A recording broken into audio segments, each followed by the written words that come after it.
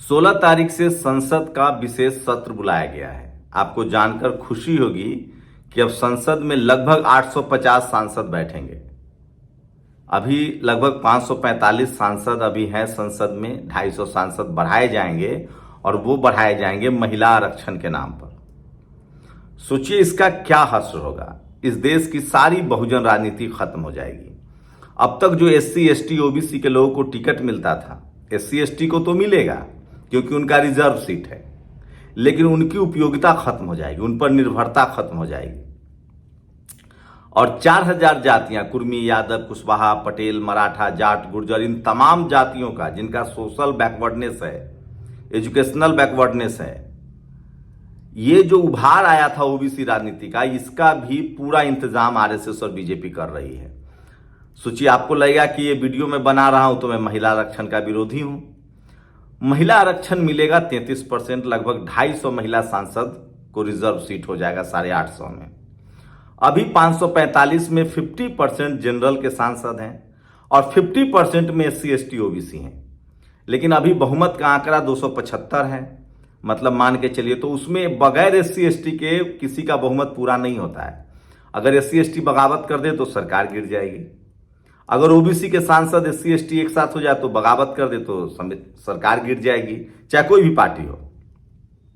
लेकिन जैसे ही 850 सांसद होंगे और 250 महिला सांसद रिजर्व आएंगी जनरल की, उसके बाद ये खेल पलट जाएगा।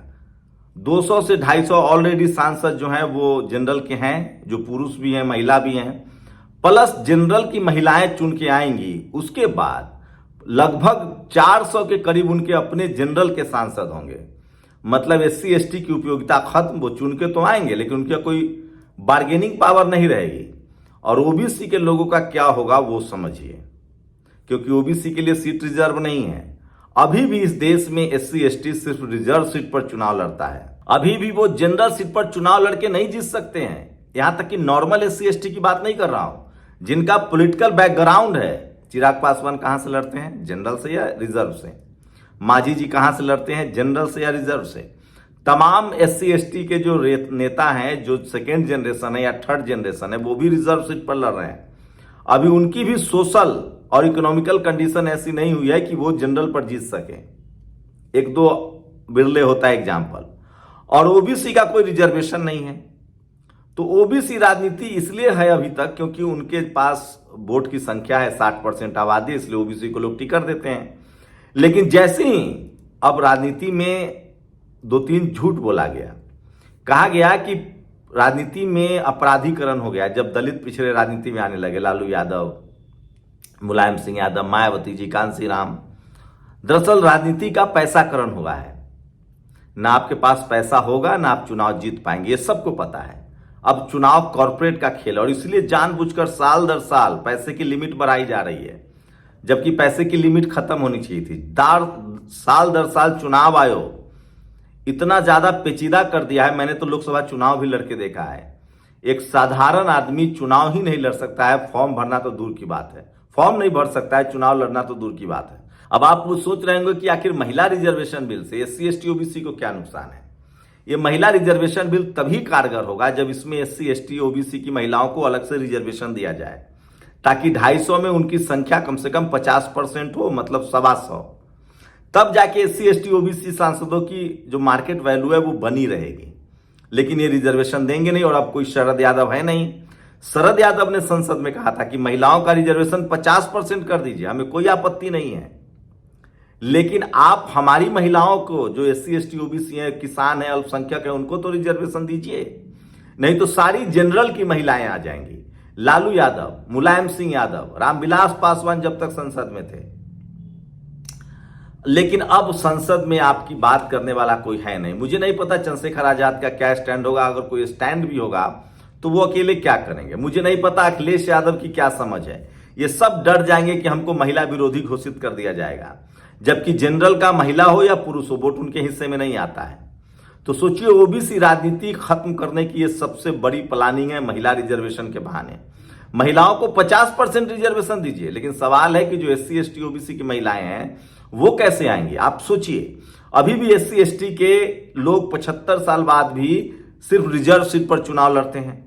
ओबीसी का उभार हुआ था, ओबीसी की संख्या ज्यादा है, अब उसको टिकट देना पड़ रहा है, मुख्यमंत्री बनाना पड़ रहा है, और उनके पास संसाधन नहीं है, पार्टियों को मजबूरी में टिकट देना होता है।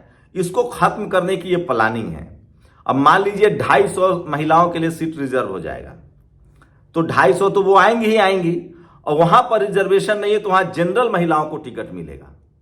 जनरल की महिलाएं जीत के आएंगी, क्योंकि एससी एसटी ओबीसी का अभी शैक्षणिक और सामाजिक पिछड़ापन इतना कम है। अभी भी 10% आबादी है जनरल की, लगभग 10%, और टोटल मान ले 15%। 15% के लोग 50% से ज्यादा 60% संसद में और विधानसभाओं में है। एससी एसटी तो फिर भी रिजर्व है, तो ओबीसी की राजनीति खत्म होगी, और अब कोई है नहीं कहने वाला, कोई बोलने वाला नहीं है। ये बहुजन समाज को समझना पड़ेगा। महिला रिजर्वेशन 50% कर दीजिए, क्योंकि उनकी आबादी 50% है, लेकिन उसमें आपको एससी एसटी ओबीसी महिलाओं को रिजर्वेशन देना होगा, नहीं तो जो समाज जिसको स्कूल से दूर रखा गया, बिजनेस से दूर रखा गया, जो समाज अभी पहला जनरेशन भी स्कूल कॉलेज नहीं पहुंच रहा है। सोचिए, इस देश में 40 करोड़ एससी एसटी ओबीसी किसान अल्पसंख्यक ऐसे हैं जिनके पास जमीनें नहीं हैं, वो सड़कों किनारे लाचार और बेबस हैं। 80 करोड़ दलित पिछड़ा किसान आदिवासी अल्पसंख्यक ऐसे हैं जो 5 किलो राशन पर जिंदा हैं, वही मजदूर हैं, वही इस देश को मेहनतकश लोग हैं, लेकिन वो सिस्टम से बाहर हैं। सिर्फ 15 करोड़ दलित पिछड़ा किसान आदिवासी अल्पसंख्यक जो सिस्टम का हिस्सा बना है, उसी के खिलाफ सारी कोशिशें हैं। जब सबको पढ़ने लिखने की बारी आई तो स्कूल बंद होने लगे, जब सबको नौकरी करने की बारी आ रही है तो जो नौकरियां हैं वहां एनएफएस कर रहे हैं, रोस्टर में बेईमानी हो रही है, वैकेंसी में बेईमानी हो रही है, और सब प्राइवेटाइज किया जा रहा है। सोचिए, ये बता रहा हूं मैं आपको। सबको जब स्कूल अस्पताल की समझ हुई, सबको जब सेहत की चिंता हुई, तो इस अस्पताल अब बनाए नहीं जा रहे हैं। तो आप डाल डाल हैं, वो पात पात हैं। इस देश में तमाम जगहों पर, जैसे अभी आपने देखा कि श्रमिकों ने किस तरह से प्रदर्शन किया, कौन उनके बारे में बात करेगा, क्योंकि उनके लोग ही नहीं है, मीडिया में नहीं है, जुडिशियरी में नहीं है, कॉलेज यूनिवर्सिटी में नहीं है, ब्यूरोक्रेसी में नहीं है, बिजनेस में नहीं है। आज ये मीडिया चुप है, महिला रिजर्वेशन का समर्थन कर रही है। यह मीडिया हमेशा से शरद यादव, लालू प्रसाद यादव, मुलायम सिंह यादव को विलेन दिखाते थे, रामविलास जी को, क्योंकि वो कहते थे कि कोटा विद इन कोटा, महिलाओं का 50% रिजर्वेशन है, अच्छी बात है, महिलाएं आगे आए, लेकिन उसमें एससी एसटी ओबीसी महिलाएं, कोई भगवतिया देवी नहीं आ पाएगी, कोई फूलन देवी नहीं आ पाएगी जब तक ये कोटा नहीं होगा, क्योंकि उनके पास न एजुकेशन है, न पैसा है, न संसाधन है। उनके के पास लोकतंत्र में सिर्फ वोट की ताकत है, और उसे भी पैसे के दम पर मैनिपुलेट किया जा रहा है। तो बिना महिलाओं को, बहुजन महिलाओं को आरक्षण दिए महिला बिल जो है वो पुरुष राजनीति को भी खत्म कर देगा। इसलिए मेरी राय है कि एससी एसटी ओबीसी समाज को, किसान अल्पसंख्यक समाज को, इसमें जाट पटेल मराठा गुर्जर की भी शैक्षणिक और सोशल पिछड़ापन उतना ही है, उनको भी, उनकी महिलाओं का भी रिप्रेजेंटेशन नहीं है। आप कितने हाईकोर्ट सुप्रीम कोर्ट में जज हैं, तो जो लोग जिनके पुरुष संसद में भरे हुए हैं उसी समाज की महिलाएं भर जाएंगी, क्योंकि देखा गया है मीडिया, जुडिशियरी, मीडिया में भी महिलाएं हैं, लेकिन जिस समाज जनरल के पुरुष हैं, जनरल की महिलाएं हैं, जुडिशियरी में भी जनरल के पुरुष है, जनरल की महिलाएं हैं, ब्यूरोक्रेसी में भी जनरल के पुरुष है, जनरल की महिलाएं हैं। तो एससी एसटी ओबीसी के जो अब पुरुष हैं वो भी राजनीति में जो है, उनको समझ लीजिए अब आपकी उपयोगिता खत्म हो जाएगी।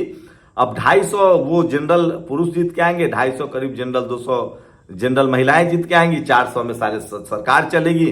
एससी एसटी ओबीसी की सारी राजनीति धरी की धरी रह जाएगी। तो सोचिए, आप डाल डाल हैं, वो पात पात है। मेरा काम है आपको आगाह करना, और इसीलिए शरद यादव ने कहा था कि मैं संसद में जहर खा लूंगा अगर महिला बिल पास हुआ बिना आरक्षण दिए हुए। लालू यादव, रामविलास पासवान, तब उस समय सोशल मीडिया नहीं था, बहुजन मीडिया नहीं था, इन तमाम नेताओं को आरक्षण विरोधी घोषित किया गया, इन तमाम नेताओं को महिला विरोधी घोषित किया गया, आरक्षण समर्थक कहा गया, लेकिन वो विजनरी थे। सोचिए, बाबा साहब विजनरी नहीं थे, बाबा साहब आरक्षण दे के नहीं जाते। तो महिलाओं को आरक्षण मिले, अच्छी बात है, लेकिन उसमें एससी एसटी महिलाएं कहां जाएंगी? जब आज भी एक योजना बता रहा हूं, सरकार ने एक योजना लाई कि एससी एसटी और ओबीसी के पुरुषों को बैंक से लोन मिलेगा। जातिवादी सोच के अधिकारियों ने उसमें घुसा दिया कि इसमें महिलाओं को भी शामिल कर दीजिए। सारा लोन जनरल की महिलाओं को मिल गया। यह सच्चाई है, इसको समझिए। महिला आरक्षण का मैं समर्थक हूं, उनकी आधी आबादी 50% आरक्षण हो, लेकिन उसमें एससी एसटी ओबीसी महिलाओं का भी जो 90% आबादी इस देश में जो 50% महिला है, उसमें 90% बहुजन महिला है। तो उसमें भी 90% आरक्षण मिलना चाहिए। और अगर नहीं मिलता है तो बहुजन समाज की राजनीति, बहुजन दलों की राजनीति, और अब भूल जाइए कि इस देश में कोई बहुजन प्रधानमंत्री बन पाएगा, बहुजन मुख्यमंत्री बन पाएगा, क्योंकि ये विधानसभा में भी लागू होगा और ये लोकसभा में भी लागू होगा। तो बहुजन समाज अभी जो SC ST OBC, कोई जो मोहन यादव, कोई जो सम्राट चौधरी, कोई जो ट्राइबल मुख्यमंत्री बन रहे हैं, इन सबकी निर्भरता, पार्टियों की निर्भरता SC ST OBC से खत्म हो जाएगी। ये बड़ी प्लानिंग है RSS की, और जनरल कैटेगरी के जो थिंकर हैं इन लोगों ने बैठ के प्लान बनाया है, और इसीलिए इसको विशेष सत्र बुला के 2029 में लागू करना है, और इसीलिए स्पेशल तरीके से ये लागू किया जा रहा है। इस वीडियो को घर घर तक पहुंचाइए, लोगों को जागरूक कीजिए, क्योंकि आपके पास, इस देश के 90% 85% लोगों के पास एक वोट का अधिकार था।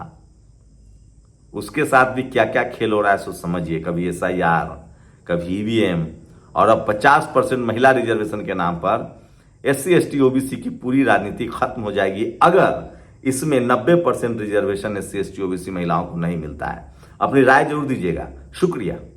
नेशनल दस्तक की आपसे गुजारिश है कि अगर इसको बचाना चाहते हैं तो नेशनल दस्तक को सब्सक्राइब करने के लिए रेड कलर के सब्सक्राइब बटन को दबाएं, फिर बेल आइकन की घंटी दबाएं। नेशनल दस्तक को बचाने के लिए बहुत जरूरी है कि हर खबर को शेयर करें, लाइक करें, कमेंट जरूर करें।